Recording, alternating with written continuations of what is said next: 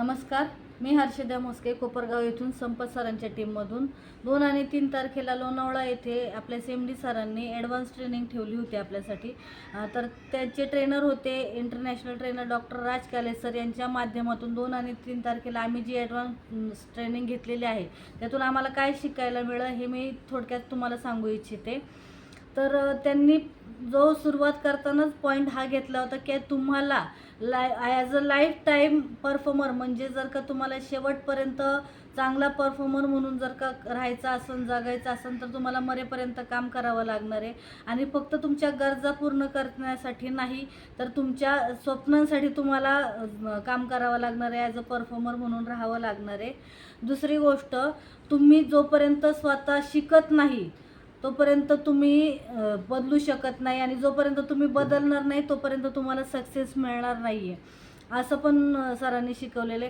सरांनी बरेचसे असे मुद्दे सांगितले, 9 प्रकारचे लॉ सांगितले, 10 प्रकारचे पॅराडॉक्साईल कंडिशन्स सांगितले. तर त्यातून आम्ही असं शिकायला मिळालेलं आहे की तुम्ही तुमचं जे काही तुम्ही भविष्य बघताय ते तुमच्या भूतकाळापेक्षा कधी पण चांगलंच पाहिजे आणि मोठं पाहिजे, ना की तुम्ही तिथंच गुंतून राहिले पाहिजे. तुम्ही तुमच्या टीमसाठी काय करताय, तुम्ही तुमच्या टीमसाठी किती वेळ देताय, काय किती त्यांना समजावून घेताय, तुम्ही काय शिकताय आणि त्यांना काय शिकवताय, तुम्ही जे शिकताय तेच त्यांना पुढं तुम्ही फॉलो करताय का, तुमचं डुप्लिकेशन खाली होतं आहे की नाही होते, तर तुम्ही त्यांना कोणत्या प्रकारे सांगताय, वेळोवेळी तुम्ही त्यांची मीटिंग घेताय की नाही, वेळोवेळी त्यांना तुम्ही फिजिकली किंवा फोनद्वारे, कॉलद्वारे, ऑनलाईन मीटिंगद्वारे किंवा जे काय असेल ते व्हॉट्सअपद्वारे तुम्ही त्यांच्याशी संपर्कामध्ये आहेत की नाही आहेत, हे सुद्धा सांगितलेलं आहे. आणि प्रत्येक वेळी विचार करताना ना की तुम्ही तेवढ्यापुरता मर्यादित तेवढ्या तुमच्या चौकटीमध्ये विचार न करता चौकटीच्या बाहेर पण तुम्ही विचार केला पाहिजे. प्रत्येक वेळी तुम्हाला जगायचं असेल तर तुम्ही तुमच्या चॉईसनुसार जगलं पाहिजे, ना की तुमचं फक्त तेवढी गरज आहे म्हणून तेवढ्या गरजांना जगलं पाहिजे. आपल्याला आपल्या मेहनतीशिवाय जे काही मिळतं, जेवढं आपण मेहनत करतो त्याच्या व्यतिरिक्त जे आपल्याला मिळतं ते आपण बोनस म्हणूनच वापरलं पाहिजे. आणि कधीच कोणाचाच कुबड्यांचा सहारा, म्हणजे थोडक्यात काय की स्वतःच्या पायावर उभं राहून स्वतः सगळं शिकलं पाहिजे. एकदा चुकणार आहे, दोनदा चुकणार आहे, तुम्ही 3दा चुकणार आहे, पण वेळोवेळी तुम्ही हेच पुढं जाऊन जे तुम्ही करणार तेच तुमची टीम फॉलो करणार आहे तुम्हाला. आणि जोपर्यंत तुम्ही असं म्हणताय की तुम्हाला याचा अनुभव आहे, त्याचा अनुभव आहे, तर तो अनुभव आहे म्हणजे तुमची तेवढीच कॅपॅसिटी, जेवढा तुम्हाला अनुभव आलेला आहे तेवढीच तुमची कॅपॅसिटी म्हणून तुम्हाला तेवढा अनुभव आलेला आहे.